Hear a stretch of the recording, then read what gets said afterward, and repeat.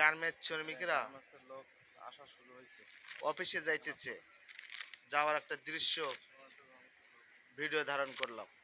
বন্ধুরা সবাই সাবস্ক্রাইব করবেন আমার চ্যানেলটা, অনুরোধ রইল।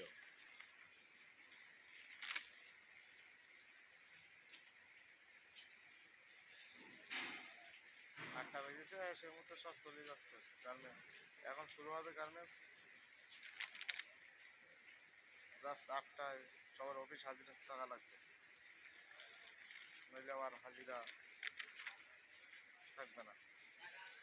লেট হলে 3 দিন লেট হলে একদিন হাজিরা কাটা। এটা হচ্ছে গার্মেন্টস জীবনের কর্মজীবন।